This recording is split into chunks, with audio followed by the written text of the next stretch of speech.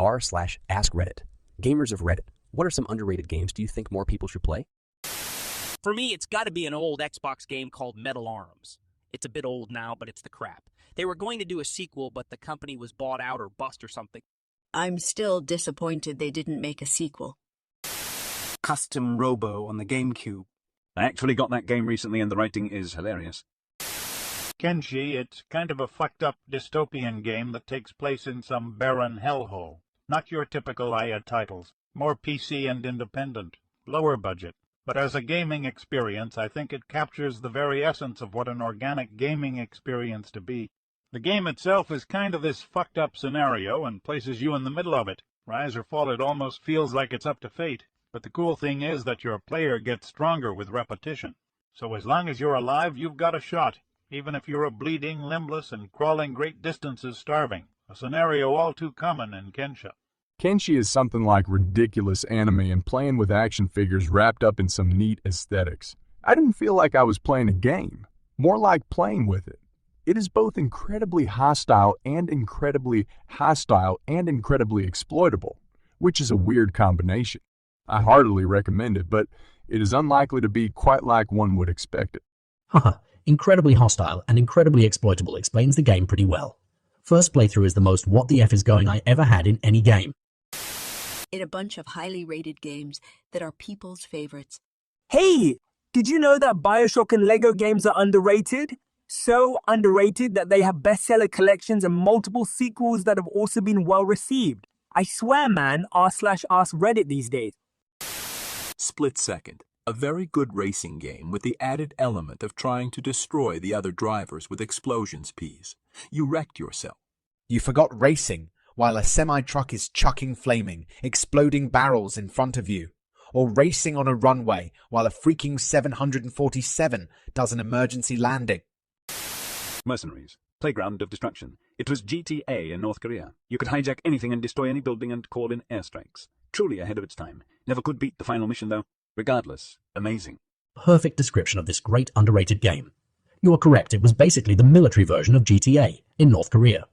I sunk hours and hours into that when I was a kid. Loved the whole deck of playing cards bounty system they had that was based on what the US Army really did. ER with Saddam Hussein and his top people. Yeah, it was awesome. Capturing the deck of 52 was a great challenge, especially trying to get them all alive, which I did except for Song, who still eludes me all these years later. Balancing the faction loyalties was a great dynamic. So much fun. Riddick. Escape from Butcher Bay was expecting the typical steaming turd from a movie-based game. Turned out to be surprisingly really good. 90% on Metacritic. Assault on Dark Athena was also very awesome. West of Loathing. I'm currently playing through it again with my partner who claims they don't like video games. I have never heard them laugh that hard before, and they ask me every day if we can play it together, or if they can play it together, or if they can play it by themselves while I'm gone. It makes me very happy that we found something to enjoy together. Ghost Trick. Champions of Norath on Eps2. Been waiting for a remake forever. Loved it more than Baldur's Gate. Deadly Alliance. My wife and I must have played that game and its sequel for 100 hours. I would literally crap a brick if they remastered Champions for 4. I would buy whatever system it released on. One of my top 3 of all time. Prey, 2017. It didn't sell that well for some reason, despite great reviews. It's like a mix between BioShock and Deus Ex, maybe with a bit of Dishonored thrown in. Those transforming spider things would always wait the perfect amount of time for you to relax, to strike again with a nice heart attack. Destroy all humans. Any of them, basically. I had a lot of fun with that franchise growing up. I think Dragon's Dogma should have been a bit more mainstream just so a sequel would be guaranteed. Their masterworks all, you can't go wrong. Wolves hunt in packs.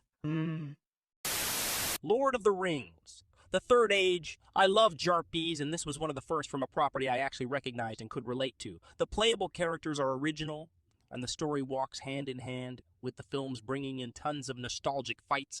I recently did a playthrough of that game on an old PS2. Still holds up. You know, I used to enjoy playing this as a kid even though I hadn't seen Louder. I never got very far, though. I vividly remember getting up to some dragon thing at the bottom of a cave and always dying to it. I should give it another go now. If you do end up playing it again, you gotta use the item Morgul Decay. Just fucks their armor right off and you can actually stand a chance.